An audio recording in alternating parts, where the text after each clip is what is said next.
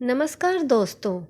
PSSM blessings परिवार से मैं मिशा गुप्ता पुस्तक रुक्मणी और कालचक्र का फेर के अध्याय 11 ऑडियो 30 में सुजाता द्वारा कहानी आगे बढ़ाती हूँ। 2 साल बीत गए। हर बार जब अम्बा आती थी तो मैं देख सकती थी कि हमारे बच्चे एक दूसरे से और अधिक जुड़ते जा रहे हैं। यद्यपि वह उन दोनों में बड़ी थी, फिर भी काशिनी ईशान को लगभग एक बड़े भाई के रूप में देखने लगी थी। वह हर चीज के लिए उस पर विश्वास करती थी और उसके द्वारा किए जाने वाले हर काम की प्रशंसा करती थी। इस बात पर अम्बा और मैं हंस पड़े, परंतु सच में ईशान में एक परिपक्वता थी जिसने हमें चौंका दिया।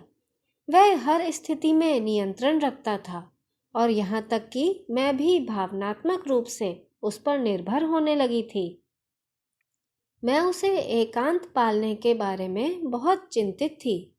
एक लड़का बिना पिता के और केवल महिलाओं से घिरा हुआ, परंतु अब ऐसा प्रतीत होता था कि पुरुष नर्तकियों की भूमिका सीखने के अलावा उसे ठीक वही मिल रहा था जिसकी उसको आवश्यकता थी। मैं मुद्राओं को याद करके उद्धव के प्रदर्शन को उसे सिखाने का पूरा प्रयास करती थी, परंतु मैं बहुत ही अपर्याप्त थी और कभी-कभी सोचती थी कि वह वैसा नर्तक कैसे बनेगा जैसा माता ने एक बार कहा था। जिस दिन अम्बा मिलने आई थी, उस दिन मुझे पता चला कि पूरी द्वारका श्री कृष्ण की छोटी बहन सुभद्रा के विवाह की तैयारी कर रही थी, जो अगले दिन होना था। अम्बा खुशी और उदासी, आश्चर्य और अस्वीकृति के मिश्रण का वर्णन कर रही थी। उन्होंने कहा कि वास्तव में लोग नहीं जानते कि क्या सोचना है। महिला निवास में एकांत में रहते हुए मुझे इस बात का बहुत कम समाचार मिलता था कि हमारी दीवारों के बाहर क्या हो रहा है। द्वारका में प्रसारित खबरों और अफवाहों के लिए मैं हमेशा अम्बा पर निर्भर रहती थी। इसलिए मैंने बड़े चाव से पूछा, आपका क्या उद्देश्य है? तुम नहीं जानती?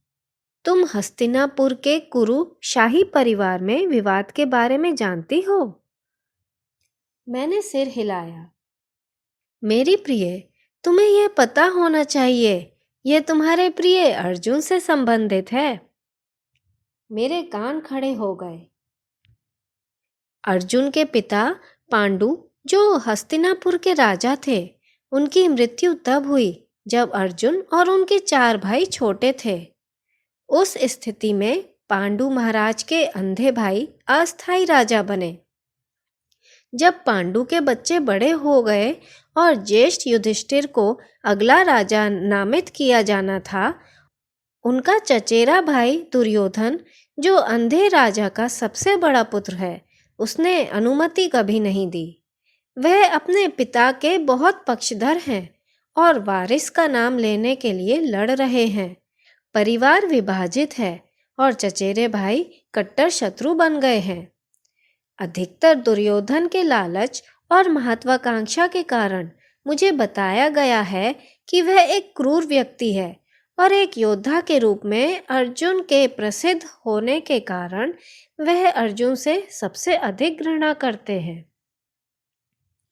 मुझे याद आया, अंजलि ने मुझे एक बार इस बारे में बताया था, परंतु यह इतने लंबे समय से चल रहा है। अभी कोई समझौता नहीं हुआ है। कोई समाधान नहीं हुआ है। नारायणी सेना में मेरे पति के पद के कारण मैं इस विषय को बहुत गहराई से जानती हूँ। जैसा कि मैंने कहा, दुर्योधन में गुरूर है। वह अपने रास्ते में खड़े किसी भी व्यक्ति को कुचल देंगे और किसी भी व्यक्ति को अपने स्वार्थों की पूर्ति के लिए उपयोग करेंगे। कुरु साम्राज्य बहुत शक्तिशाली है और यदि ऐसा व्यक्ति नियंत्रण प्राप्त कर लेता है तो यह सभी प्रकार के बुरे व्यवहार को शरण देते हुए सभी राज्यों में तबाही की लहरें भेज देगा। धर्म की किसी भी भावना या सही कार्य का उनके शासन में कोई स्थान नहीं होगा। श्री कृष्ण की बहन सुभद्रा के साथ इसका क्या संबंध है? तुम पांडव भाइयों को जानती हो? उन पांचों ने पांचाल साम्राज्य की राजकुमारी से विवाह किया था। मैं मुस्कुराई। हाँ, यह कहानी मैंने सुनी है। इस विवाह ने दुर्योधन को क्रोधित कर दिया। जैसा कि तुम जानती हो, शाही परिवार में शादियां राजनैतिक गठजोड़ के लिए होती हैं। पांचाल भी एक शक्तिशाली राज्य है और दुर्योधन उस गठबंधन को चाहते थे। क्योंकि वह इस विवाह के द्वारा अब गठबंधन नहीं कर सकते थे, वह अपने लिए दूसरे अवसर की खोज कर रहे थे और हमारे शक्तिशाली नारायणी सेना के कारण द्वारका पर अपना मन बना चुके थे। कुछ ही सेनाएं हैं जो हमारी बराबरी कर सकती हैं।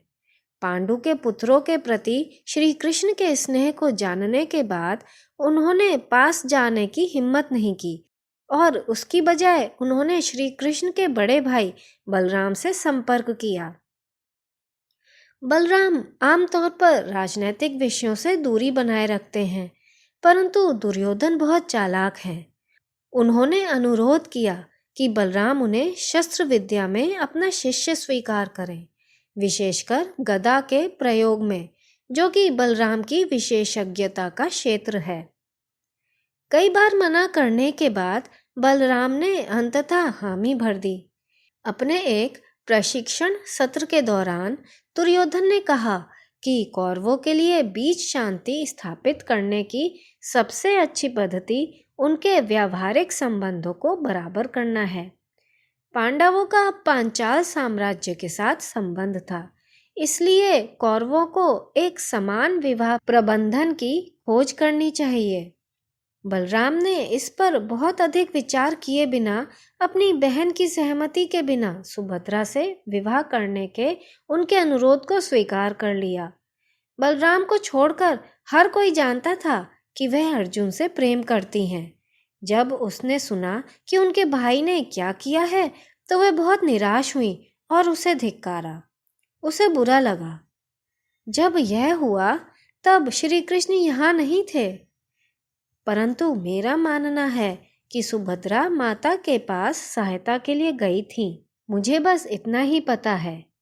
मैंने नहीं सुना कि आगे क्या हुआ, परंतु विवाह कल के लिए तय है। मुझे आशा है कि श्री कृष्ण और माता की कोई लीला सामने आएगी। मैंने उस पर विचार किया जो उन्होंने कहा था। अम्बा, उसकी कहानी माता से बहुत अलग नहीं है। माता के भाई ने उनके लिए एक और विवाह तय किया था, परंतु वह श्री कृष्ण के साथ भागने में सफल रही। निश्चित ही वह अब सुभद्रा की सहायता करेंगी। मुझे विश्वास है कि श्री कृष्ण की बहन के प्रति उनका बड़ा ही स्नेह होगा। अम्बा मुस्कुराई। अब मैं तुम्हें एक और कहानी सुनाती हूँ जो मैंने कुछ समय पहले अंजलि से सुनी थी। तुम्हारे यहाँ पहुँचने से पहले माता सुभद्रा को अपने साथ महिला निवास के एक दौरे पर लाई थी। सुभद्रा उनके प्रति जागरूक और प्रेम करने वाली थी। उनकी हर आवश्यकता का ध्यान रखती थी। ननद की तुलना में एक सेविका की तरह अधिक व्यवहार कर रही थी। मैं हैरान रह गई। उनके महिला निवास से जाने के बाद मैंने इस बारे में अंजलि से टिप्पणी की। उसने मुझे सुदूर अतीत की घटनाओं के बारे में बताया।